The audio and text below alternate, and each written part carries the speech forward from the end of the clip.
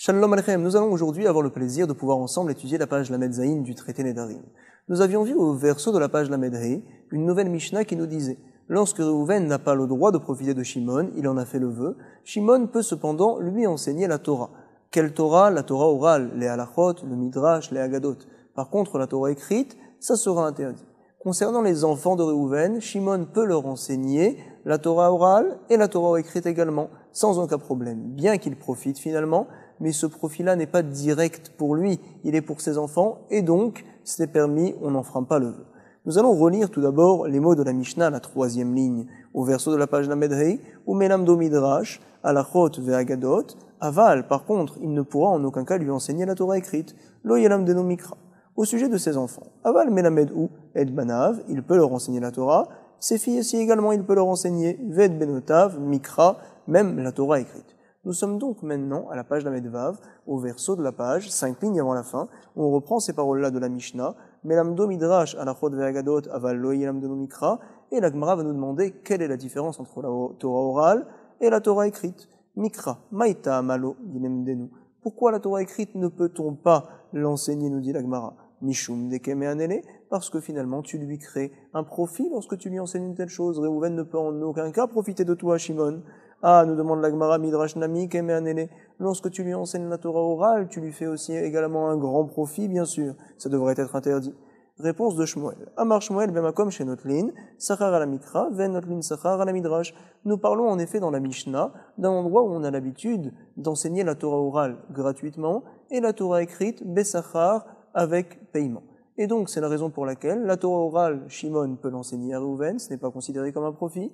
La Torah écrite, par contre, il ne pourra pas lui enseigner parce qu'en règle générale, c'est payant. Et donc s'il le fait gratuitement, Reuven viendra à profiter. Ah, demande la Gemara Maïpaska.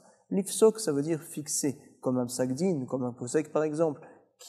Quel est le Tana qui a fixé que l'on parlerait dans la Mishnah d'un endroit particulier où on enseigne la Torah orale gratuitement et la Torah chez Birtav, la Torah écrite avec paiement? Comme ça demande la Gemara, va nous répondre la Gemara. Hakamash melanda filu bimakom shenotlim sachar, ala mikra share le mishkal, ala midrash lo share le mishkal. La Gemara va nous répondre, tu sais. Dans la Mishnah, on vient nous apprendre un grand chidouche. C'est vrai, il y a des endroits où on a l'habitude d'enseigner la Torah écrite avec paiement. On verra les raisons pour lesquelles on peut faire une telle chose. Par contre, la Torah orale, c'est entièrement interdit de l'enseigner betashloum. Ça doit être enseigné toujours gratuitement. Et donc, c'est ce qu'on vient nous apprendre dans la Mishnah. Quoi qu'il arrive, Shimon pourra enseigner la Torah à Reuven, qu'on se trouve ici ou ailleurs. Quoi qu'il arrive, c'est une chose que l'on fait toujours gratuitement. Pourquoi? Behemet, la Torah orale, le Midrash, mais Karadine selon la stricte halakha, on se doit de l'enseigner gratuitement. Dans certaines villes, ils ont voulu prendre l'habitude même d'enseigner la Torah écrite gratuitement, de peur que les gens viennent par la suite à enseigner la Torah orale avec paiement. Dans d'autres endroits, ils n'ont pas été recherches. La Torah écrite, ils ont continué à l'enseigner betashloum avec un salaire. La Torah orale, par contre, cependant, est enseignée là-bas gratuitement. Et on vient nous faire savoir que même dans ces endroits où on fait payer pour la Torah écrite, c'est ce dont on parle dans la Mishnah, là-bas c'est sûr que la Torah orale est enseignée gratuitement. Et justement, nous pouvons voir ça du reste dans le Shulchan Aruch, au Siman Resh Mem Vav, dans Yoredea, à la Halacha Hei. Nous allons lire ensemble. Makom Shenagul Elamed Torah, Shebirtav Besachar. Certains endroits où on a pris le minag, l'habitude, d'enseigner en effet la Torah écrite, Besachar, Betashloum, en payant. Alors, Moutar, l'Elamed, on a le droit de pouvoir l'enseigner en recevant de l'argent, Besachar. Par contre, Aval Torah chez Bealpe, la Torah orale, Assour, l'Elamed, Besachar, en aucun cas on aura le droit de l'enseigner en recevant de l'argent, ça doit être gratuit. L'Omatsa, Nishayelam Denu Mechinam, nous dit le Shulchan Aruch, si jamais tu es dans une ville où tu ne trouves personne qui t'enseigne la Torah gratuitement, Yilmod Besachar, tu donc payeras une personne pour qu'il puisse t'enseigner la Torah. Pourquoi on a besoin de la Torah? J'ai pas d'autre solution, je me dois de connaître la Torah. Par contre, ne viens pas à te dire, ah, de la même manière que on m'a enseigné la Torah orale et que j'ai payé, alors également moi aussi, lorsque je vais l'enseigner par la suite, je ferai payer les gens. Non. Pour toi, c'est interdit. Attention, on se doit d'enseigner la Torah gratuitement. Ce qu'ils ont fait eux, ils l'ont fait. Mais toi, tu te dois de le faire toujours gratuitement. Vafalpi, chez Utzrach l'ilmod besachar, nous dit le Shulchan Aruch, bien que lui, il est obligé de payer pour apprendre la Torah, il ne dira pas lo yomar, keshem shelimadati besachar, de la même manière que j'ai compris, j'ai appris la Torah en payant, alors également, Kachelamed Besachar, je vais l'enseigner en recevant un salaire. Et là, Yilmod Acherim, Yilamed Acherim, Bechinam, il enseignera la Torah gratuitement. En tout cas, nous allons reprendre ce que nous enseigne la Gemara à la page Lamed Zayin, au recto de la page. Quelle est la différence entre le Midrash, la Torah orale, et la Torah écrite? Maïshana Midrash, Delo Dirtiv. Nous avons un pasuk dans Dvarim, dit Moshe Rabbeinu, Veoti, Tziva Hashem, Baet Ha'i. Akadosh Baruch Hu m'a ordonné, Tziva Hashem, Baet Ha'i, à ce moment-là, de vous enseigner la Torah. Et par la suite, il est marqué, Uktiv, Re'elimadati etrem, Chukim Mishpatim Kasher Tziv, Vani Hashem. Nous dit Moshe Rabbeinu dans le prochain pasuk dans Dvarim également, regarde le Ham Israël, je vous ai enseigné la Torah, Elimati etrem, Chukim Mishpatim, différentes lois, comme m'a ordonné Dieu. Kasher Tzivani Hashem. Ces mots-là, apparemment, sont en plus. Comme m'a ordonné Dieu, c'était marqué dans le pasuk plus haut.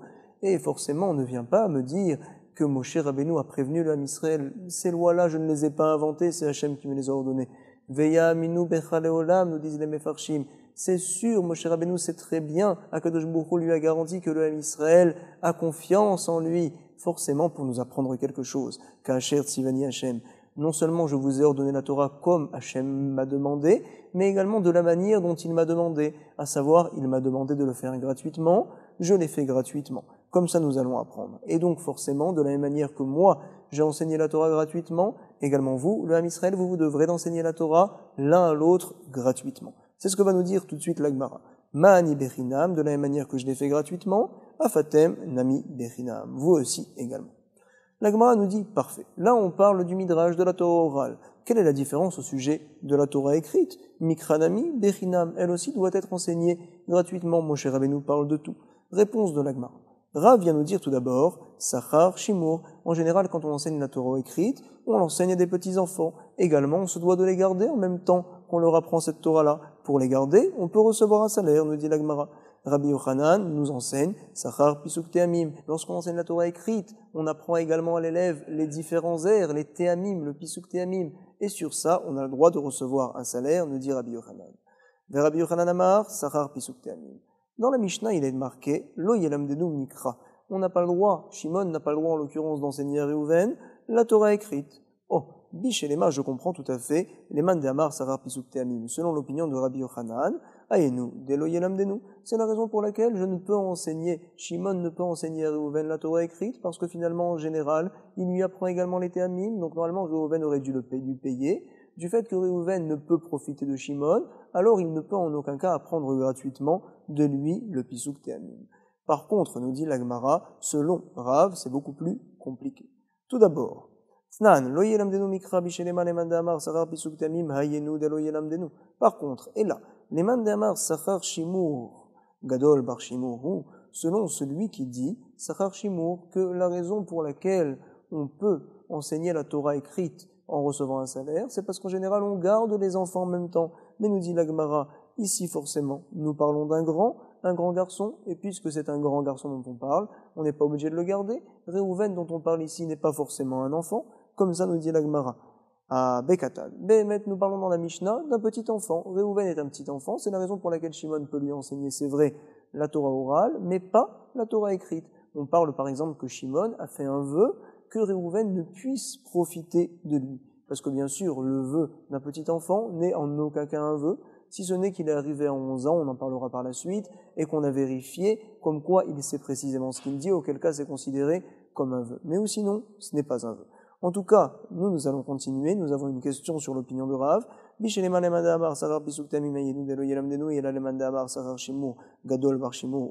la Gemara a répondu, Bekatan, nous sommes au milieu du recto de la page Lamed Zayin. On parle dans la Mishnah d'un petit enfant. Ah, Ibekatan et Masefa, si on parle d'un petit enfant, Aval Melamed et Banav Mikra, comment, la Mishnah nous dit par la suite, on peut enseigner aux enfants de cette personne-là le Mikra, la Torah écrite. Est-ce qu'un enfant peut avoir des enfants? En aucun cas. On apprend ça du reste dans le traité Sanhedrin. Une personne peut avoir des enfants à l'âge de 12 ans et 6 mois. On apprend également ça de Betzalel. Betzalel était considéré comme Ish, comme un homme. Ça veut dire qu'il peut avoir des enfants. On sait qu'il avait 12 ans et 6 mois. Et donc, avant, une personne ne peut en aucun cas avoir un enfant. Ah, comment est-ce possible que Betzalel avait une telle, si grande chorma pour créer le Mishkan, pour construire tout le Mishkan, faire toutes les tentures, etc., alors qu'il n'avait que 12 ans et 6 mois? on apprend là-bas Chacham Lev, que la Chokhma c'est dans le cœur. Et Hachem a dit toute personne qui voudra créer les tentures du Mishkan par exemple, même si elle ne sait pas coudre, même si elle n'est pas artisan, elle ne sait pas travailler, je lui donnerai la Chokhma puisqu'il veut faire une telle chose, Chacham Lev. Également, Bezrat Hashem, que l'on puisse être Chacham Lev pour comprendre la Gemara, parce que la Gemara, elle est moufchat, elle est très difficile à comprendre, mais quand on veut, Hashem ouvre toutes les portes. Bezrat Hashem. En tout cas, la Gemara nous a dit pour l'instant, Ibekatan Ema Sefa, Aval Menamed, Et Banav, Mikra. Est-ce que c'est possible une telle chose? Katan Barbanim, ou un enfant peut-il avoir des enfants? Vadaï que non. Forcément, nous dit la Gemara, Chisure Mirsera. Nous sommes obligés de dire selon Rav, entre guillemets, qu'il manque des mots dans la Mishnah et qu'on se doit de la lire de telle manière. Ve'achiketane. Lo yenam de nous mikra. On n'a pas le droit d'enseigner la Torah écrite. À qui? À un enfant. Parce que, Shimour, il faut le garder également.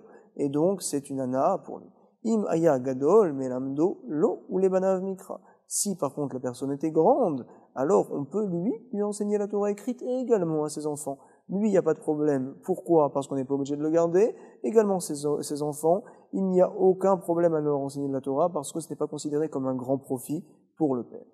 Mitivé. Nous allons voir une objection. On voit ça dans le 4e Pérec du traité Nedarim toujours. Il est marqué là-bas comme quoi les petits-enfants, pendant Shabbat, on n'a pas le droit de leur enseigner des nouvelles choses. On se doit de les faire réviser uniquement.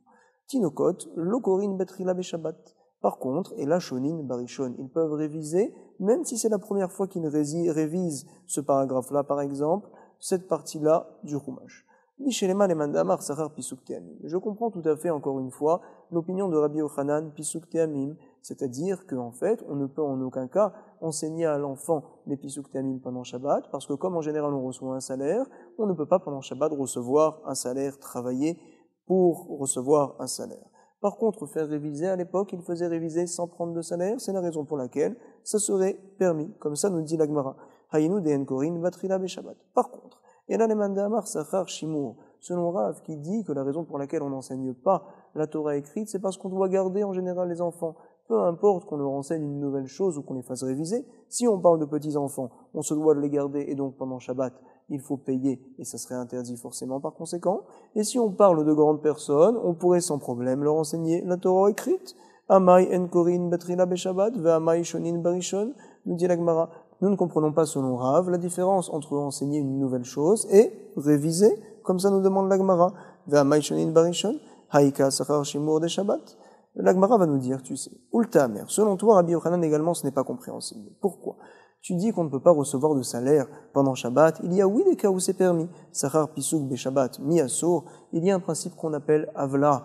L'Ivloa, en général, c'est avalé. Lorsque le Shabbat est entre guillemets avalé, dans les autres jours de la semaine, c'est permis de prendre un salaire. Par exemple, si jamais je te dis, tu travailles pour moi le Shabbat de telle et telle heure, c'est bien sûr interdit. Par contre, quand je dis à mon ami, tu travailles pour moi pour une semaine, pour un mois, pour un an par exemple, et donc je ne lui ai pas parlé spécialement de Shabbat. Il peut en effet travailler pour moi même pour le Shabbat, parce que c'est ce qu'on appelle une avla. Le Shabbat a été entre guillemets avalé, baloua, dans les autres jours de la semaine. Et donc ici aussi, ça devrait être permis de pouvoir enseigner à une personne, donc justement la Torah écrite même, pendant le Shabbat, bien qu'en général on reçoit un salaire, mais si on parle d'une personne qui enseigne toute la semaine, toute l'année, ça devrait être permis, c'est une avla.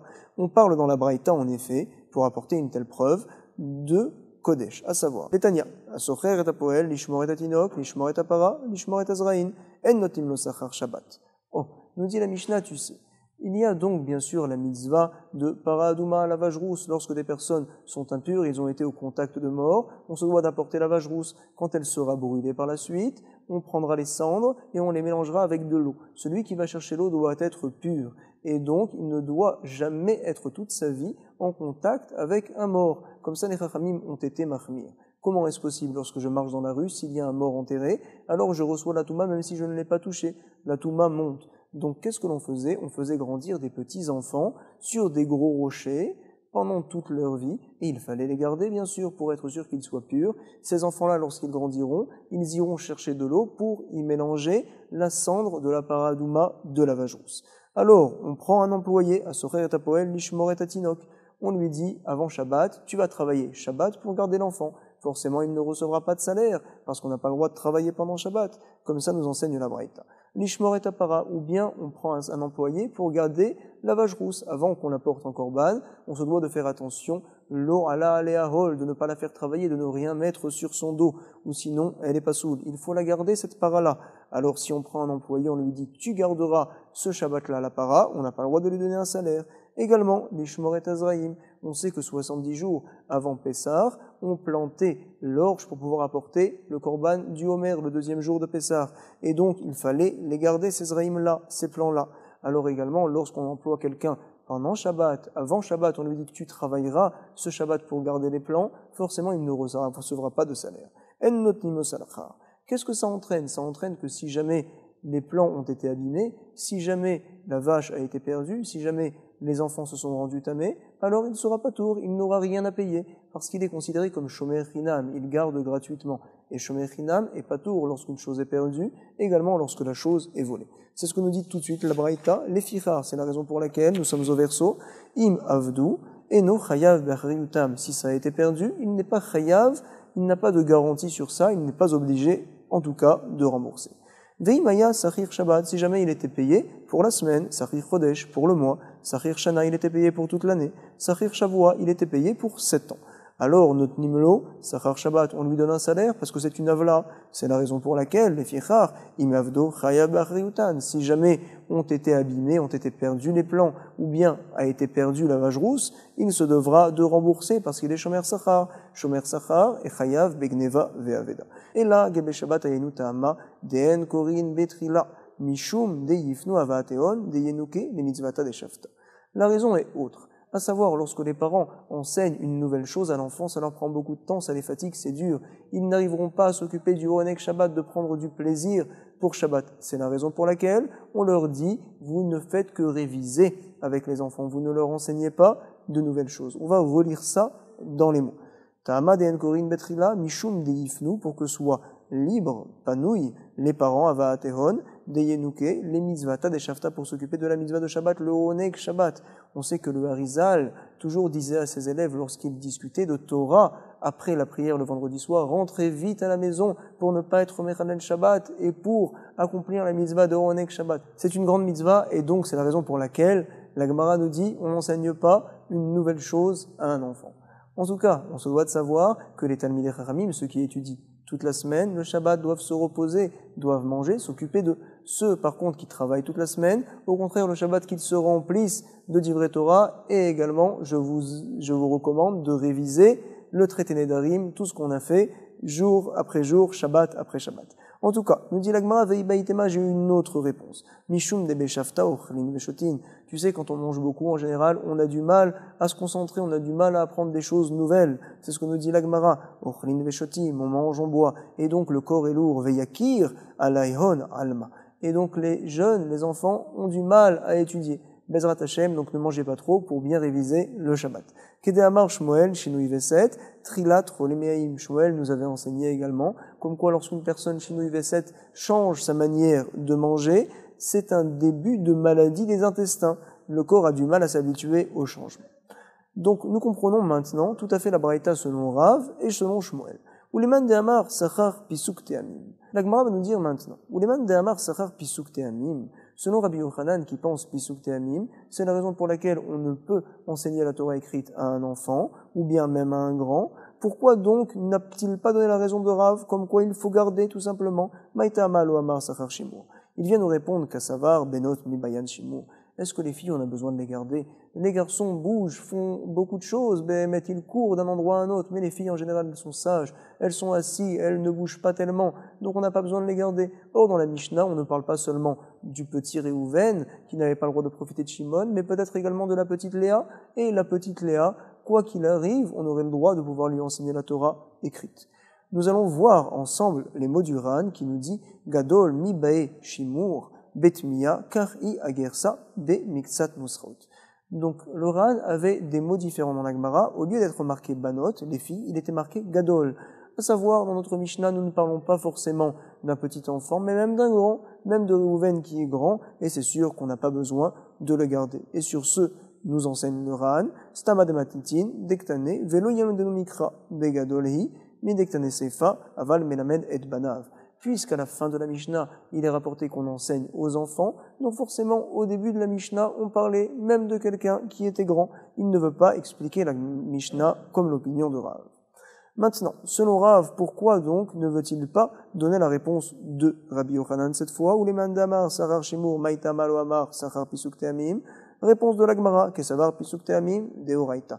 Un grand chidouche, Rav tient que le pisuk teamim, les airs que l'on fait le Shabbat, c'est Minatora. On se doit de connaître une histoire formidable, fabuleuse du Rambam.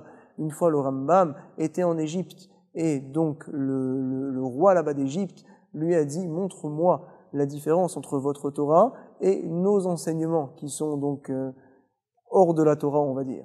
Alors, il lui a dit, tu sais quoi, demain tu viendras au Beth Knesset pour la lecture de la Torah de Shabbat, et moi, demain, je viendrai par la suite chez toi pour faire une dracha. Parfait. Il est parti le voir pour le Shabbat, pour lire la Torah, le Rambam, le Gadolador, Gadol, Mikoladorot. On sait comme quoi, mi Moshe ad Moshe, lokam ke Moshe, il n'y a pas de grand Moshe comme le Rambam depuis Moshe Rabbeinu. Et donc Moshe se lève pour aller lire la Torah, le Rambam, et il fait des fautes, des petites fautes, des fois des fautes de théamim, il change le ton, et même les enfants de 10 ans, de 12 ans, le remettent en place. Non, c'est comme ça, c'est comme ça, c'est comme ça. Ah, voici donc quelque chose de grandiose qu'a vu le roi d'Égypte, et par la suite le Rambam est venu faire une dracha chez eux, et donc là-bas en Égypte, quand il a fait la dracha, il s'est tout d'abord couvert le corps, couvert la tête, et il a commencé à parler, et il a rapporté beaucoup d'enseignements de la Torah. Personne n'a rien dit, et tout le monde a écouté. Et le Rambam a dit, tu vois la différence, nous tout ce qu'on a reçu c'est de Moshe Rabbeinu, mila bemila, mot à mot, et il n'y a rien qui peut être changé. Même moi qui ai lu la Torah devant des petits-enfants, ils m'ont tout de suite corrigé. En tout cas, le Pisuk Teamim, également les intonations, c'est Minatora. Voici ce que l'on peut apprendre tout de suite dans la Gemara, comme ça, pense Rav. Il nous a été enseigné par Ravika, fils de Ravavin, au nom de Rav Hananel, qui lui-même a dit au nom de Rav, justement. Ma dirtiv, qu'est-ce que veut dire le pasuk dans Nehemia? Vaikhreu besefer Torah Elokim. Ils vont donc lire dans le Sefer, le livre de la Torah de Dieu, mais fourrage de manière expliquée, veshum sechel, et donc avec intelligence, veyavinu, ils vont comprendre. Bemikra, dans la Torah écrite. Tout d'abord, Vaikhreu besefer Torah Elokim, qu'est-ce que ça veut dire? Ils vont lire dans la Torah de Dieu, forcément, c'est le Chumash, la Torah écrite, comme on la connaît, Zemikra. Mais fourrage de manière expliquée, à savoir, c'est le Targum, c'est la traduction, Zetargum. Veshum sechel, donc avec intelligence, c'est forcément Elu psukim, c'est les psukim qui sont séparés, qui nous permettent de lire la Torah avec intelligence, de comprendre le sens des phrases. Il y a des coupures donc à plusieurs endroits pour que l'on comprenne le sens. Il est enseigné également par la suite du pasuk Vayavinu bemikra.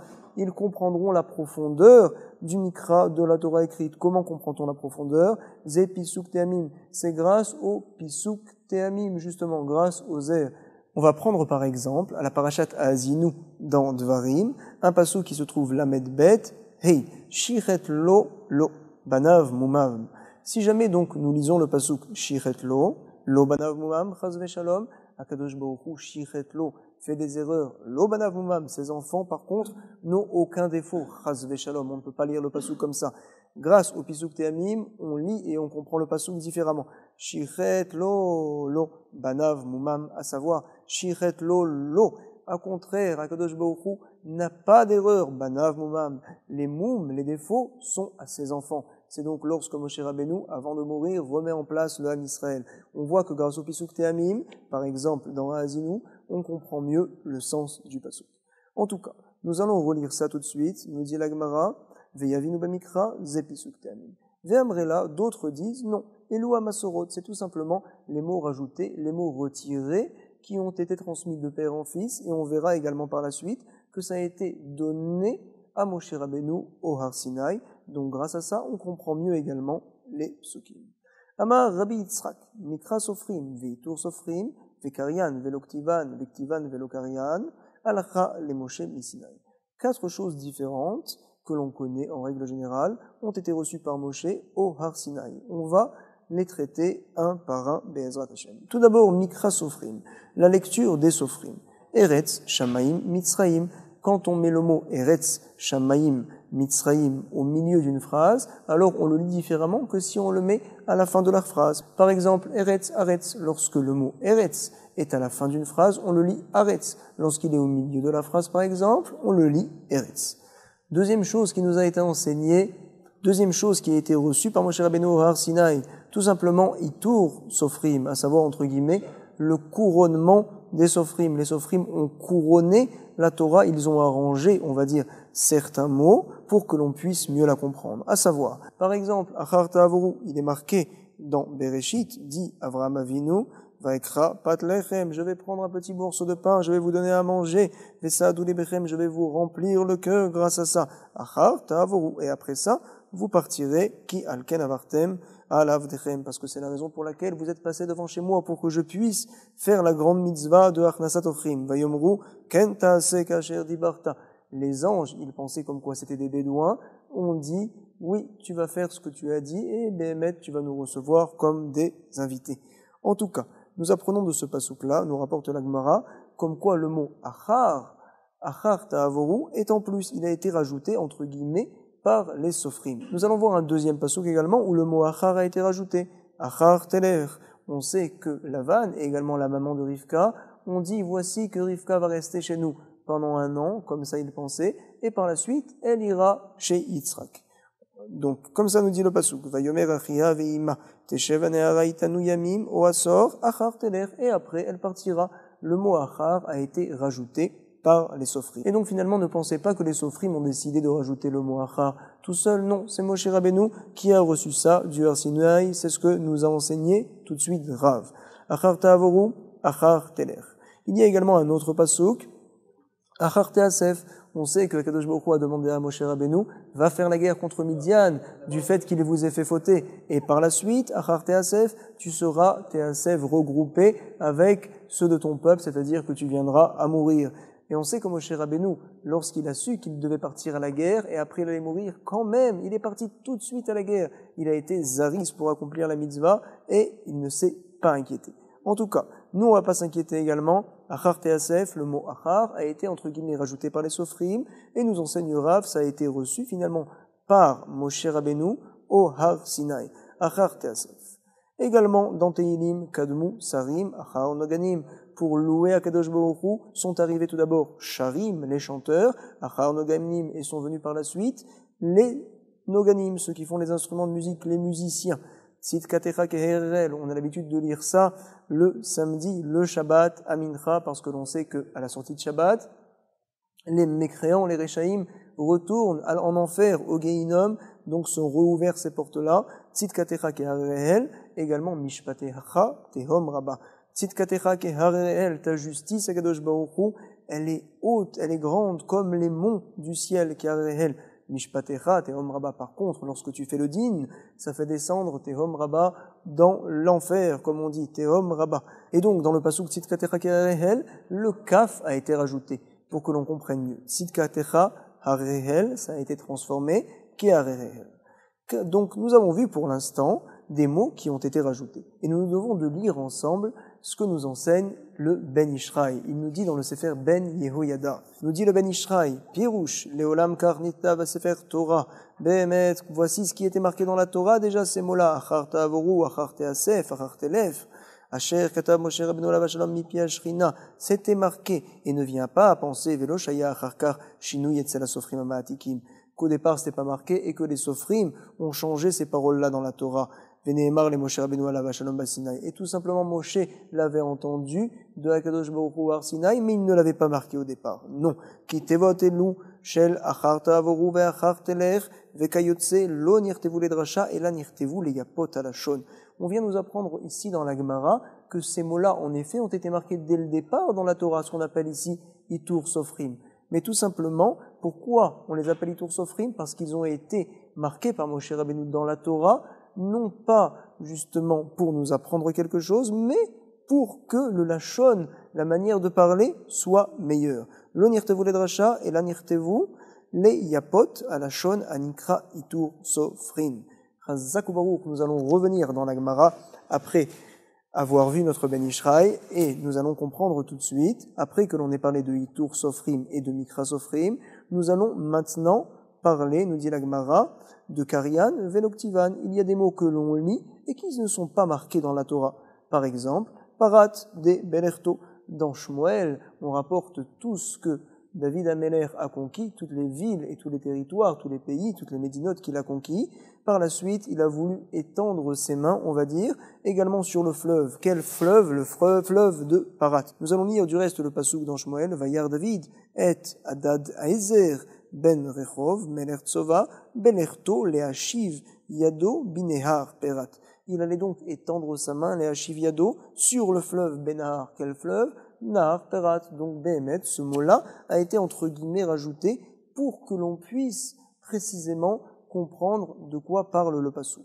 Et encore une fois, avec le Ben Ishraï, nous comprenons que Shmuel l'a écrit de telle manière, mais il l'a écrit non pas pour nous enseigner quelque chose, mais tout simplement pour que le Lachon soit plus clair, soit plus propre. On savait en effet que c'était Prat, mais ça a été rajouté pour plus de birour. On se doit d'être clair, d'être barour dans tout ce qu'on enseigne. J'espère également que notre étude de la Gemara est claire. Auquel cas, faites-le moi savoir. Ish dekacher ish al ish bedavar elokim. On sait que Achitophel, les gens venaient lui demander que pense, que veut Akadosh Baruch Hu dans telle et telle situation. Le mot ish dans ce pasouk-là est en trop, il a été rajouté entre guillemets pour que la phrase soit plus claire. Ish dekacher ish al ish bedavar elokim. Également, le mot Baïm dans le pasuk Venivneta que l'on voit dans Yirmiya, Hinne Yamim Baïm Neum Hashem Benivneta Ir Hashem Mimigdal Chananel Achar Hapina va être construire la ville d'Akadosh Baruch Hu. Baïm Baïm, les jours se rapprochent pour que soit construit la ville d'Akadosh Baruch Hu également. Donc nous voyons ici, Baïm c'est un mot en plus qui a été justement rajouté. Il y a également la defleta, c'est un pasuk qui est marqué cette fois dans Yirmiya, Hashmiu el Bavel Rabim Kol Dochekashet Chanu Alea Saviv Al Yehila Peleta Shalmulla Kepe'alla Kechol Asher Asta Asulla Kiel Hashem Zara El Kedosh Israël. Dans ce passouk-là, c'est donc les remontrances de Yirmiya, comme quoi Kadosh Baruch Hu va punir Bavel, Babylone, pour ses mauvaises actions, et donc là, les flétas, qu'il n'y ait pas de fléta de manière de se protéger, de se cacher, on va dire, pour Bavel, qu'il n'y ait pas pour elle, là. Et donc là, ça a été rajouté également par les Sofrim. Autre mot également, et du pasuk Agadugad, nous allons le lire, Vayan Boaz Vayomerla, Hugadugad li, Kol Asher Asit et Ramoter. On sait que Boaz a dit à Ruth, raconte-moi tout ce que tu as fait avec ta belle-mère Naomi, que tu as décidé de la suivre et de délaisser toute ta famille, de délaisser tes parents pour suivre son peuple, pour suivre justement la Torah. Donc on apprend que le mot est en plus dans le pasuk de Agadugad. Il y a également Elai, lorsqu'on parle également de Ruth, Elai de Agoran, tu devras aller à l'endroit où se trouve Boaz pour aller prendre le Goran, justement toutes les récoltes pour que l'on puisse vivre. Et Lav de Aséorim, Boaz lui a dit, avec moi tu pourras prendre donc 6 paquets, 6 boîtes de séorim d'orge pour te nourrir et également nourrir ta belle-mère. Le mot Elai, ça a été rajouté. Et donc nous dit la Gemara, Halin Karian Velo Kadvan. Voici donc les psukim où on lit certains mots bien qu'ils ne sont pas marqués dans la Torah et ça a été reçu par Moshe Rabbeinu au Har Sinaï. Bien que Shmuel, bien que la Megillah de Ruth, elle est venue après la Torah, mais Moshe Rabbeinu savait précisément tout ce qui allait être reçu par le Ham Israël par la suite. Également, nous allons voir Vekadvan, Velokarian. Il y a certains mots qui sont marqués dans la Torah, mais on ne les lit pas. Par exemple, dans le pasuk, dans Melachim cette fois, na, le mot na du pasuk, Yislachla, la Avon Azé, etc. Nous n'allons pas le voir tout de suite. En tout cas, je vous laisserai avec Hatzlacha reprendre la page Lamed Zayin du traité d'Arim. Toda Rabba, Kol Tuv.